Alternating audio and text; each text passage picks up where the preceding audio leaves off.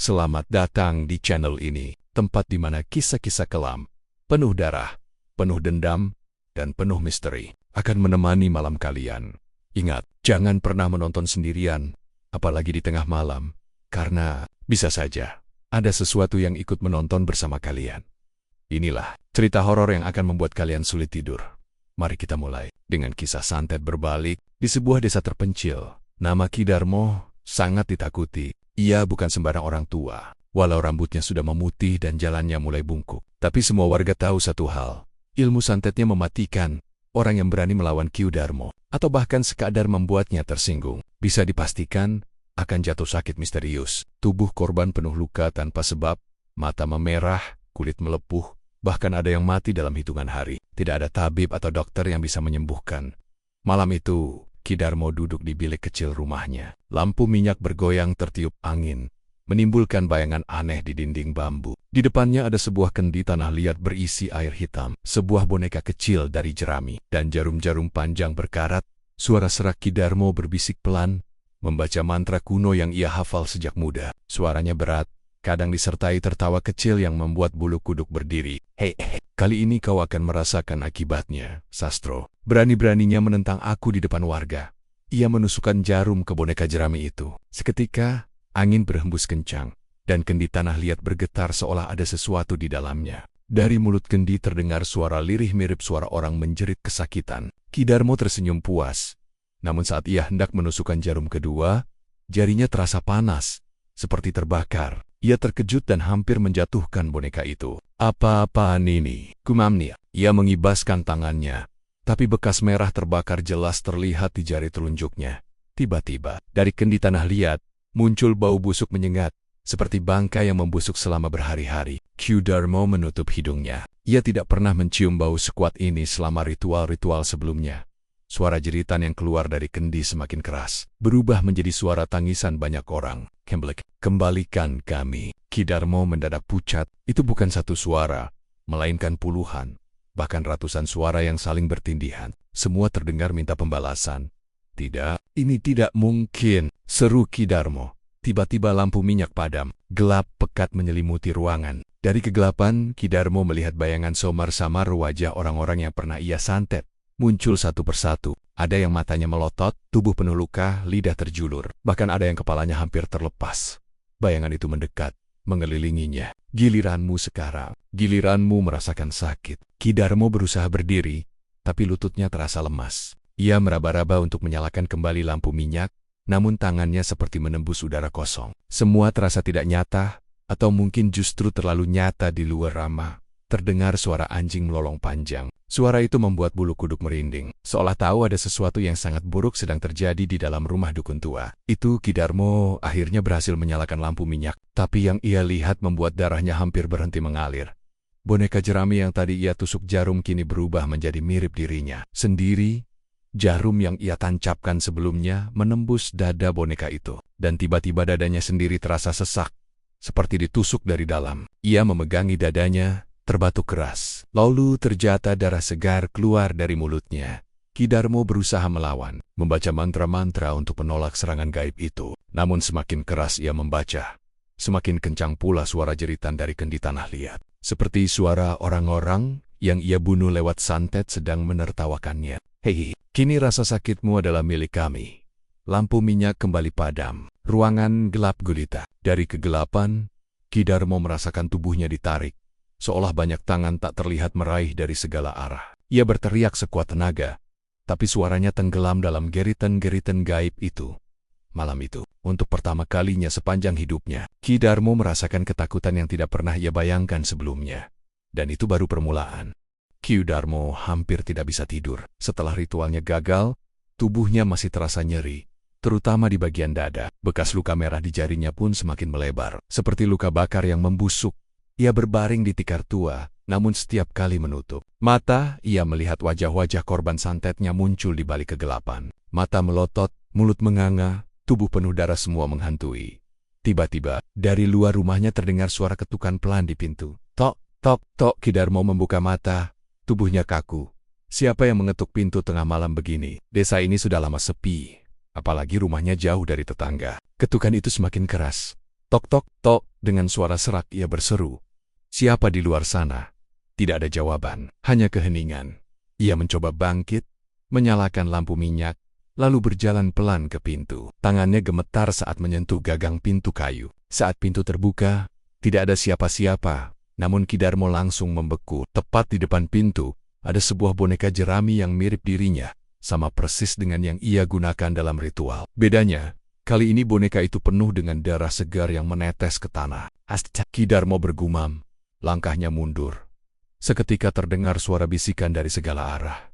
"Giliranmu, giliranmu, jilipranmu." Suara itu semakin keras, berubah jadi jeritan, sampai-sampai Ki Darmo menutup telinganya. Tapi jeritan itu justru terdengar dari dalam kepalanya sendiri. Tiba-tiba boneka jerami itu bergerak pelan, seolah sedang bernapas.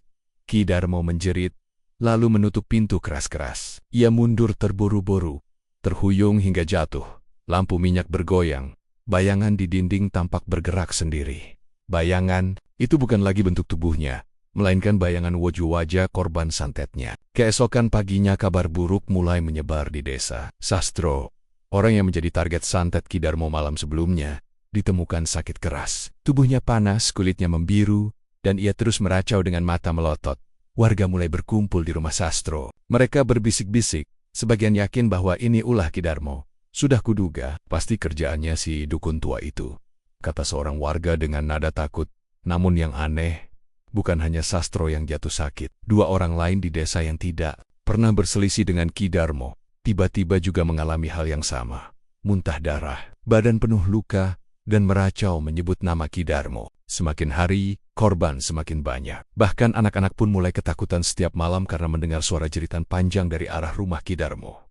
Ki Darmo semakin menderita. Setiap kali ia mencoba membaca mantra untuk mengusir roh-roh itu, rasa sakit justru semakin parah. Malam-malamnya dipenuhi teriakan. Tubuhnya penuh lebam seperti dipukuli sesuatu yang tak terlihat. Pada malam kedua setelah ritual, ia mencoba tidur. Tapi tiba-tiba ia terbangun karena merasa ada sesuatu merayap di atas tubuhnya. Saat menoleh, ia melihat seekor ular hitam besar melilit tubuhnya. Namun ketika ia menjerit dan meraih parang di samping tikar, ular itu menghilang begitu saja, meninggalkan bekas lebam ungu di tubuhnya. Tidak. Ki Darmo terengah-engah. "Mereka semua kembali padaku. Semua kembali." Ia berjalan ke bilik tempat ia menyimpan kendi tanah liat. Tapi kendi itu sudah retak, dan dari dalamnya keluar cairan hitam pekat bercampur darah. Cairan itu terus mengalir ke lantai, membentuk genangan besar seperti rawa kecil. Dari genangan itu, perlahan muncul tenggen-tenggen pucat yang meraih ke atas, mencoba keluar. Suara jeritan orang-orang terdengar dari dalam genangan. Ki Darmo berlari keluar rumah, tubuhnya gemetar hebat. Ia tidak pernah merasa setakut ini sepanjang hidupnya. Malam semakin mencekam. Warga desa mendengar suara anjing-anjing melolong bersahutan. Ada juga yang melihat sosok-sosok hitam berjalan di jalanan desa. Menuju arah rumah Ki Darmo, beberapa orang memberanikan diri untuk melihat dari jauh. Dari kejauhan, rumah Ki Darmo tampak dikelilingi kabut hitam pekat yang berputar-putar seperti asap. Dari dalam rumah itu, terdengar suara tangisan, teriakan, dan tawa yang bercampur menjadi satu. Seorang warga berbisik lirih, sepertinya santetnya berbalik. Semua korban kembali menagih balas. Wajah mereka pucat pasi, tidak ada yang berani mendekat. Tapi satu hal yang pasti, apa yang sedang terjadi di rumah Ki Darmo tidak wajar. Ki Darmo berlutut di tanah, menangis ketakutan. Ampuni aku. Namun dari balik kegelapan kabut, muncul suara seram yang bergaung. Karma tidak mengenal ampun. Dan saat ia mendongak, puluhan wajah hancur korban-korbannya mengelilingi rumahnya. Semua tersenyum mengerikan. Sejak malam itu, rumah Ki Darmo menjadi pusat ketakutan di desa. Tak ada seorang pun yang berani mendekat, bahkan sekadar melewati jalan di dekat rumahnya. Namun, masalah baru muncul. Penyakit misterius mulai menyebar ke banyak warga. Mereka mengeluh tubuh terasa panas, dada sesak, lalu muncul lebam-lebam hitam di kulit, mirip seperti bekas pukulan benda keras. Beberapa warga yang sakit mengigau keras di malam hari. Mereka menyobat-nibat nama Ki Darmo, memaki, menangis, dan berteriak minta tolong. Di balai desa, malam itu, hampir seluruh warga berkumpul. Wajah mereka cemas. Beberapa menangis karena keluarganya ikut sakit. Pak Lurah mencoba menenangkan. "Kita tidak bisa tinggal diam. Kalau begini terus, satu desa bisa habis. Semua ini pasti ulah Ki Darmo." Seorang lelaki paruh baya berseru. "Kalau memang Ki Darmo yang bikin celaka, Kenapa dia sendiri masih hidup? Kenapa kita yang kena? Warga lain menimpali. Mungkin santetnya berbalik arah. Tapi bukannya hanya menimpa dia, malah menyerang kita semua. Suasana semakin ricuh. Sebagian warga ingin langsung mengusir Ki Darmo. Sebagian lagi ketakutan karena merasa akan lebih berbahaya bila mengganggunya. Tiba-tiba seorang nenek tua berdiri. Suaranya gemetar. Anak-anakku, kalian tidak tahu siapa yang kalian lawan. Ilmu Ki Darmo bukan ilmu sembarangan. Kalau santetnya sudah berbalik, itu artinya arwah orang-orang yang dia bunuh sedang berkeliaran, mencari tubuh baru untuk dihuni. Semua warga terdiam. Kata-kata nenek itu membuat suasana semakin mencekam. Sementara itu, Ki Darmo sendiri semakin tersiksa. Tubuhnya semakin kurus, matanya merah seperti terbakar. Setiap malam ia mendengar jeritan-jeritan dari kendi tanah liat yang kini retak parah. Malam ketiga, Ki Darmo mencoba melakukan ritual pembersihan. Ia duduk di tengah lingkaran garam, membakar kemenyan, lalu membaca mantra penolak bala. Tapi sebelum selesai, angin kencang bertiup dari arah jendela. Api kemenyan padam. Lingkaran garam yang ia buat berantakan, tersapu angin. Dari kegelapan, terdengar suara-suara tertawa. Bukan satu, tapi puluhan. Lalu, tangan-tangan pucat muncul dari lantai tanah, meraih kakinya. Ki Darmo menjerit, meronta, tapi tangan-tangan itu semakin kuat menariknya ke bawah. Lantai rumah seakan berubah menjadi lumpur hitam. Lepaskan aku ini tuan kalian. Aku yang memberi kalian jalan ke dunia, teriak Ki Darmo putus asa. Tapi jeritan balasan terdengar dari segala arah. Kau tuan kami, dulu, sekarang kau adalah korban kami. Tubuh Ki Darmo setengah masuk ke dalam tanah. Ketika tiba-tiba gonggongan anjing terdengar keras di luar rumah. Tangan-tangan itu lenyap seketika, meninggalkan bekas luka lebam di sekujur kakinya. Ki Darmo terengah-engah, napasnya berat. Ia tahu, dirinya sedang berada di ambang kematian, tapi entah mengapa Roro itu belum menghabisinya. Desa semakin kacau. Beberapa warga melaporkan melihat bayangan hitam berjalan di antara rumah-rumah. Ada juga yang mendengar suara tangisan anak kecil, padahal tidak ada anak di sekitar. Seorang ibu menjerit ketika melihat anaknya yang sakit tiba-tiba duduk di atas ranjang dengan mata melotot. Suara anak itu berubah serak dan berat, berkata dengan nada mengancam, "Giliranmu sebentar lagi." Setelah itu, anak itu pingsan, namun bekas telapak tangan hitam terlihat jelas di lehernya. Seperti dicekik makhluk tak kasat mata. Warga semakin panik. Mereka mulai percaya bahwa kutukan Ki Darmo menyebar, bukan hanya menimpa dirinya tapi juga menyerang orang-orang di desa. Di Beli Desa, Pak Lurah akhirnya mengambil keputusan. Kita harus menghentikan ini. Kita tidak bisa biarkan Ki Darmo hidup. Besok malam, kita pergi ke rumahnya bersama-sama. Kalau perlu, kita bakar rumahnya. Sebagian warga ketakutan mendengar keputusan itu. Tapi yang lain justru mengangguk setuju. Wajah mereka penuh dendam. Kalau kita diam saja, semua akan mati satu persatu, kata seorang pemuda dengan nada tegas. Rencana itu pun disepakati. Namun, yang tidak mereka ketahui adalah roh-roh korban santet Ki Darmo sedang mendengar semua rencana itu. Malam semakin larut. Rumah Ki Darmo kini diselimuti kabut pekat. Dari keyohan, terdengar suara orang menjerit kesakitan, bercampur dengan tawa mengerikan. Di dalam rumah, Ki Darmo duduk memeluk lutut. Tubuhnya gemetar hebat. Ia berbisik lirih. Mereka ingin aku mati, tapi mereka tidak membiarkanku mati cepat. Mereka ingin aku merasakan semua siksa yang pernah kurasakan pada mereka. Tiba-tiba, cermin kecil di sudut ruangan bergetar. Permukaan cermin itu berubah, menampilkan wajah Ki Darmo sendiri tapi dengan mata kosong dan mulut sobek penuh darah. Cermin itu berbisik pelan.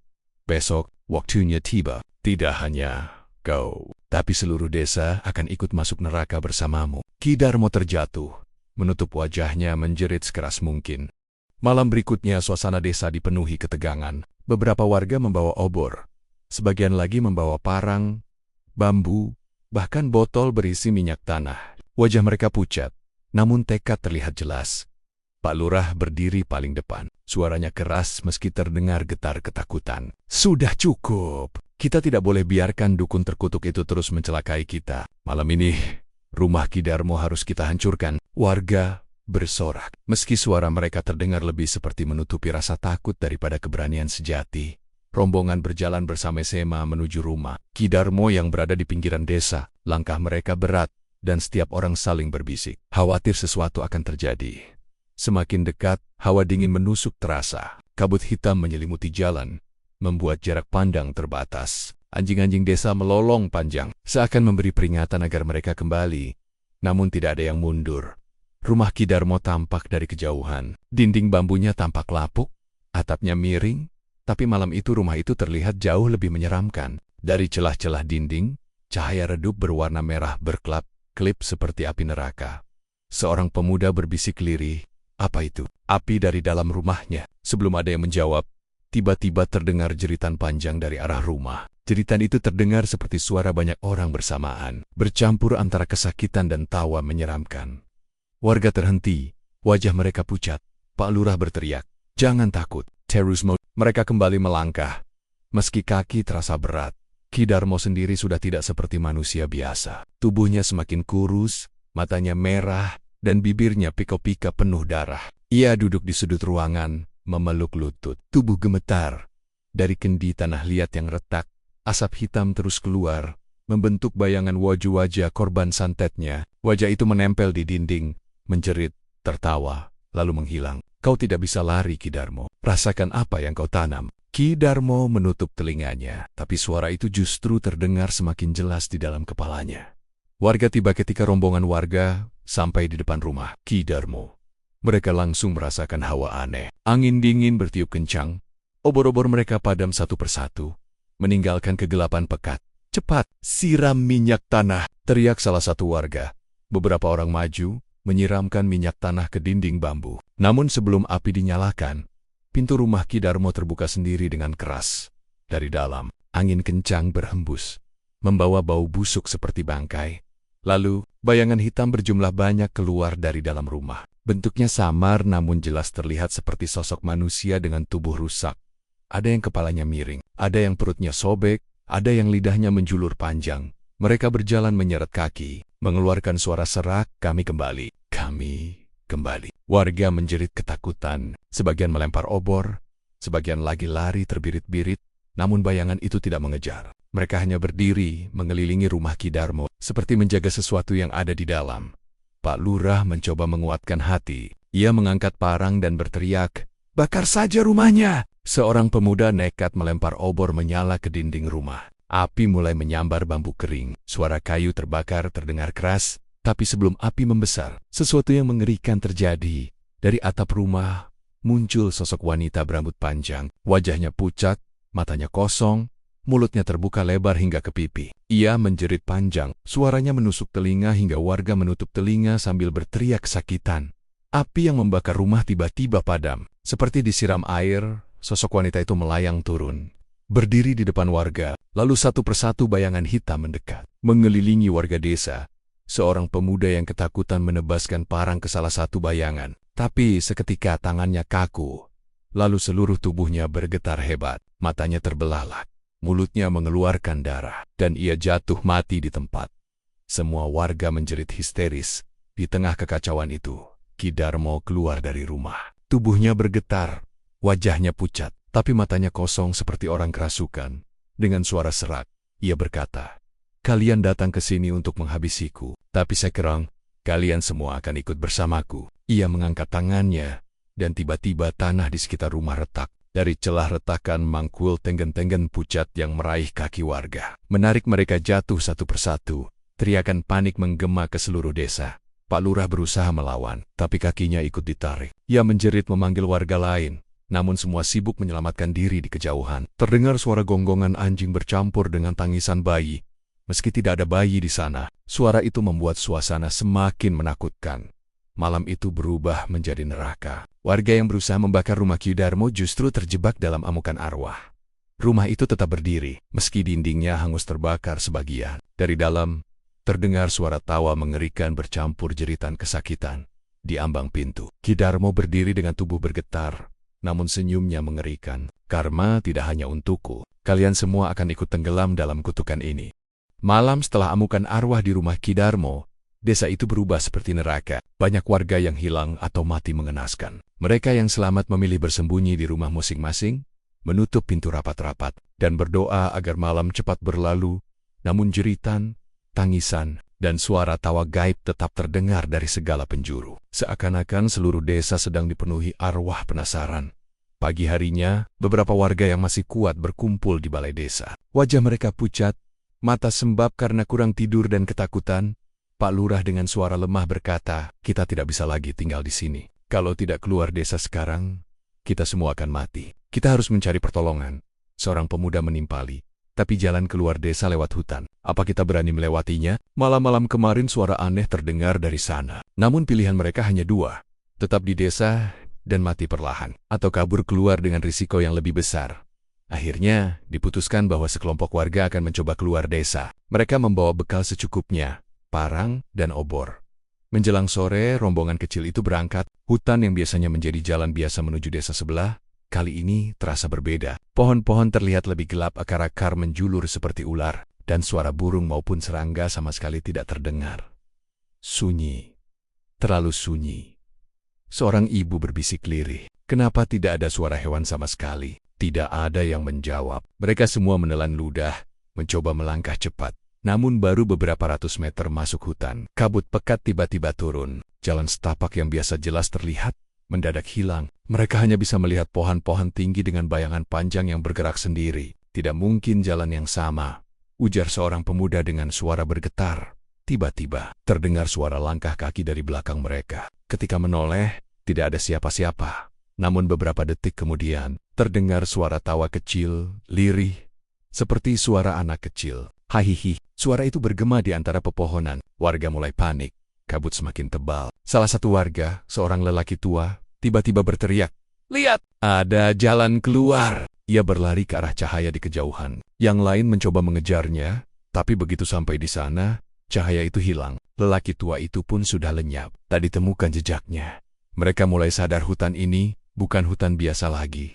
Tiba-tiba salah seorang warga menjerit. Tangannya ditarik oleh sesuatu dari balik pepohonan. Saat yang lain mencoba menariknya, mereka melihat jelas. Tangan pucat dengan kuku panjang mencengkeram kuat, lalu menyeret orang itu masuk ke dalam kegelapan. Jeritannya terdengar panjang, sebelum akhirnya hilang begitu saja. Semua orang yang tersisa ketakutan setengah mati. Mereka saling berpelukan, menangis, dan berdoa. Mereka mencoba berbalik arah, berharap bisa kembali ke desa. Namun anehnya, semakin mereka berjalan, hutan itu justru membawa mereka kembali ke satu titik yang sama. Sebuah pohon besar dengan akar melingkar. Seorang pemuda dengan wajah ketakutan berkata, "Kita berputar-putar. Hutan ini menyesatkan kita." Di akar pohon itu, tiba-tiba muncul bayangan samar-samar. Wajah Ki Darmo, wajahnya pucat, matanya merah, dan senyumnya mengerikan. "Kalian tidak bisa lari. Kutukan ini bukan hanya milikku. Seluruh desa akan ikut binasa." Seketika, tanah di sekitar pohon itu retak, dan asap hitam keluar. Dari dalam asap, muncul wajah-wajah korban santet, menjerit sambil meraih warga yang ketakutan. Orang-orang itu berlarian panik, sebagian jatuh, sebagian terseret oleh tenggen-tenggen gaib ke dalam kabut. Hanya beberapa orang yang berhasil keluar dari hutan, kembali ke desa dengan tubuh penuh luka dan wajah pucat pasi. Mereka turengge-engga, hampir tak bisa bicara.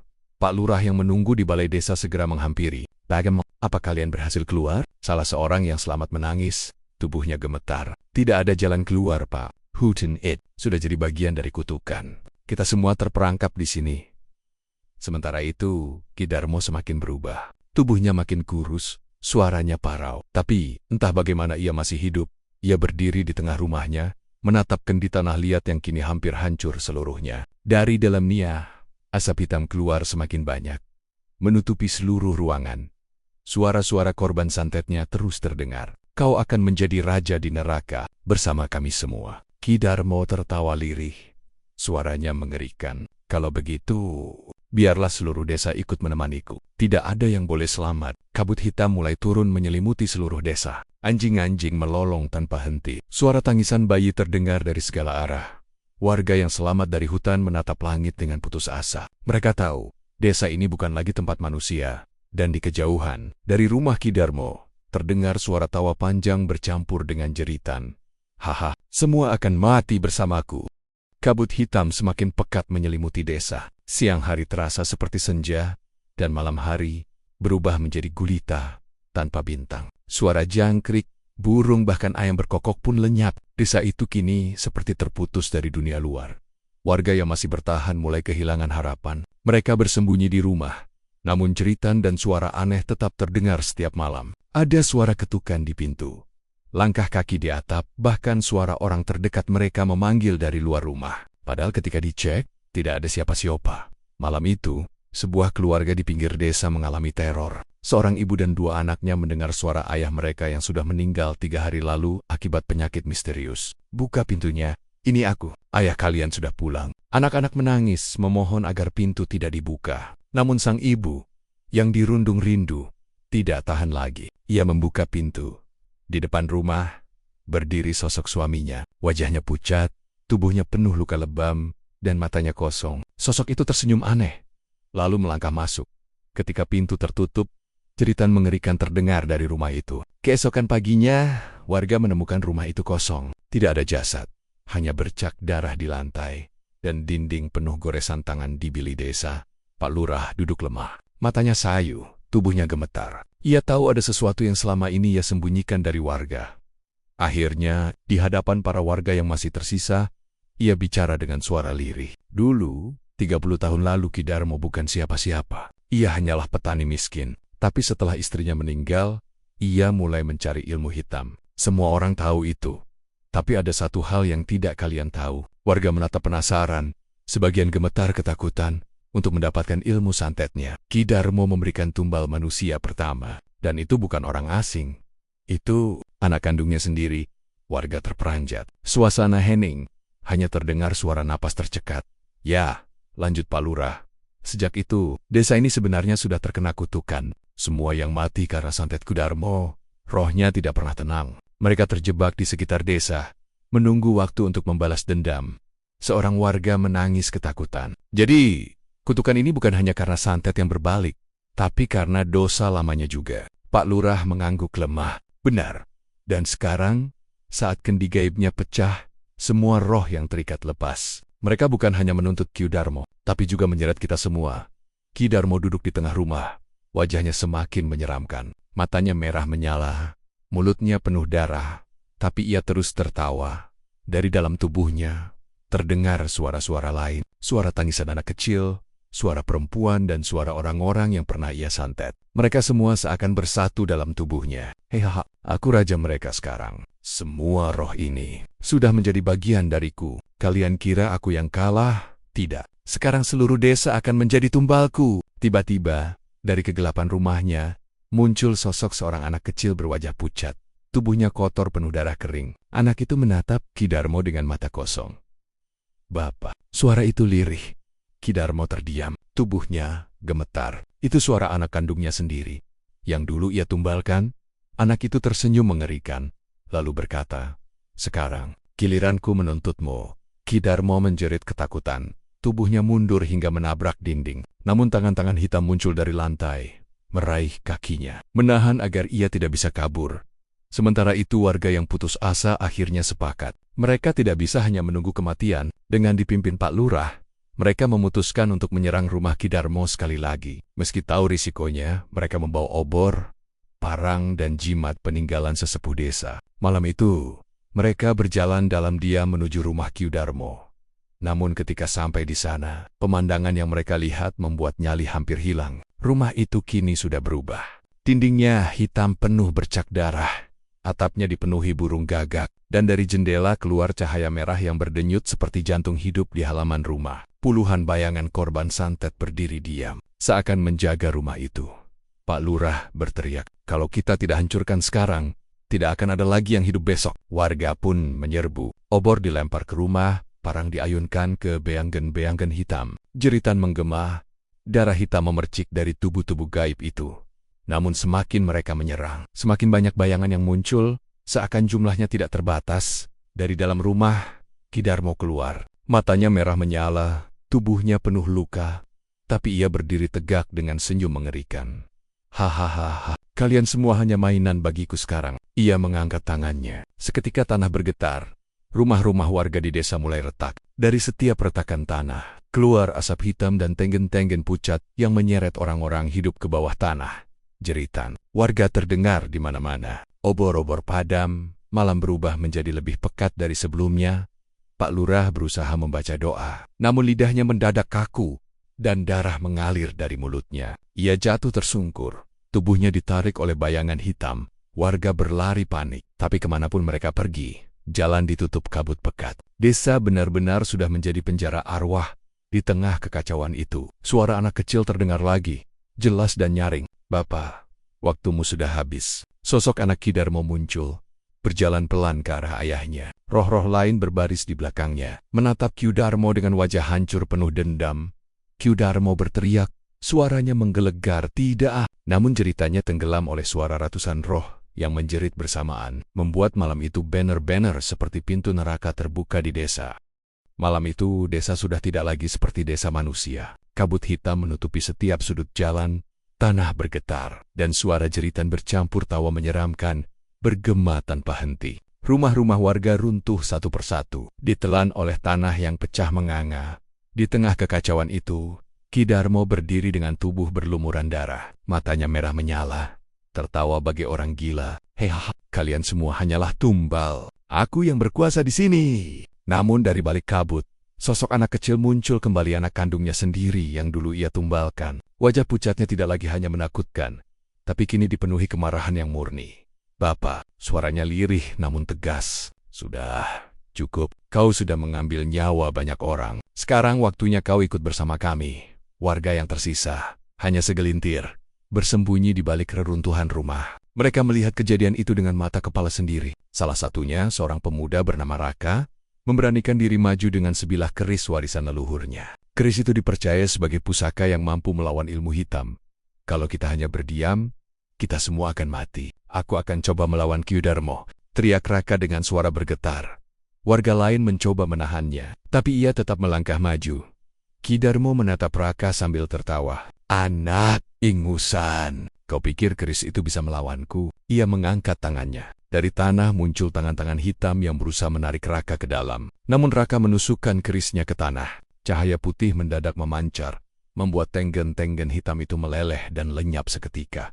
Ki Darmo terkejut, matanya menyipit, tubuhnya mundur setapak. "Tidak mungkin, Kahayatu. Dari mana kau dapatkan keris itu?" Raka menjawab dengan lantang, meski wajahnya penuh keringat dingin. "Ini pusaka peninggalan leluhur desa, senjata yang dulu pernah mengusir roh jahat dari tanah ini. Dons, aku akan menggunakannya untuk mengusirmu, Ki Darmo." Pertarungan pun dimulai. Raka berlari maju, mengayunkan kerisnya. Ki Darmo mengeluarkan asap hitam dari mulutnya, membentuk wajah-wajah korban santet yang berteriak melolong. Bayangan hitam menyerang, mencakar tubuh Raka, membuat darah menetes. Namun setiap kali keris itu berayun, cahaya putih menyambar, menghancurkan bayangan-bayangan itu. Warga yang melihat kejadian itu mulai bersorak, meski ketakutan. "Ayo, hancurkan dia." Namun Ki Darmo tidak tinggal diam. Ia memanggil roh-roh yang pernah ia jebak. Ratusan sosok muncul, tubuh mereka hancur, wajah penuh luka, menjerit menyayat hati. Mereka mengepung Raka dari segala arah. Raka mulai kewalahan, tubuhnya robek, darah mengucur deras. Kerisnya bergetar di tangannya. "Aku tidak akan menyerah demi desa ini." Tiba-tiba, suara anak kecil terdengar lagi. Anak Ki Darmo berdiri di samping Raka, meski tubuhnya hanyalah roh. Ia berkata, "Keris itu hanya akan kuat jika digunakan dengan hati yang bersih. Jangan takut, Raka. Kami semua akan membantumu." Raka menatap sosok anak itu, lalu mengangguk. Ia menggenggam keris lebih erat. Tubuhnya dikelilingi cahaya putih yang semakin terang, membuat roh-roh yang menyerangnya berteriak kesakitan. Ki Darmo berteriak marah. "Tidak, kalian semua milikku. Aku yang mengikat kalian. Kalian tidak boleh melawanku." Tapi roh-roh korban santet yang dulu ia sakiti mulai memberontak. Mereka berbalik, menatap Ki Darmo dengan wajah penuh dendam. "Kami tidak lagi milikmu. Saatnya kau ikut merasakan penderitaan yang kau berikan kepada kami." Roh-roh itu beramai-ramai menyerang Ki Darmo. Mereka meraih tubuhnya, mencakar wajahnya, menarik tangannya hingga tulangnya patah. Ki Darmo menjerit kesakitan, tapi tubuhnya terus ditelan oleh kegelapan yang dulu ia ciptakan sendiri. "Kau memilih ilmu hitam daripada keluargamu. Sekarang, kau harus menerima karmamu." Dengan jeritan panjang, tubuh Ki Darmo hancur berkeping-keping ditarik ke dalam tanah yang menganga. Suaranya menghilang, lenyap di telan bumi. Begitu Ki Darmo musnah, kabut hitam yang menyelimuti desa mulai hilang perlahan. Langit yang tadinya gelap berubah terang, bintang-bintang kembali muncul. Suara jangkrik dan burung terdengar lagi. Warga yang selamat menangis lega. Mereka berpelukan, meski banyak yang kehilangan keluarga. Desa itu porak-poranda, tapi mereka akhirnya bebas. Raka berdiri dengan tubuh penuh luka, tapi masih memegang keris yang kini redup. Sosok anak kecil itu menatapnya, tersenyum tipis. Terima kasih Raka, karena keberanianmu, kami bisa bebas kini. Aku dan roh-roh lain bisa pergi dengan tenang satu persatu. Roh-roh itu mulai menghilang, berubah menjadi cahaya putih yang terbang ke langit. Anak kecil itu menjadi yang terakhir. Ia menatap Raka sekali lagi. Sampaikan pada semua orang, jangan pernah bermain dengan ilmu hitam, karena semua akan kembali. Dan karma itu nyata. Setelah berkata begitu, ia pun lenyap bersama cahaya putih. Beberapa bulan kemudian, desa itu mulai dibangun kembali. Meski masih menyisakan trauma, warga berusaha melanjutkan hidup. Namun rumah Ki Darmo dibiarkan kosong. Tidak pernah disentuh. Orang-orang percaya, di malam tertentu, masih terdengar suara tangisan dan tawa lirih dari rumah itu. Seakan menjadi pengingat bahwa dosa besar tak pernah bisa lari dari balasan. Dan sejak saat itu, desa tersebut dikenal dengan julukan Desa Kutukan.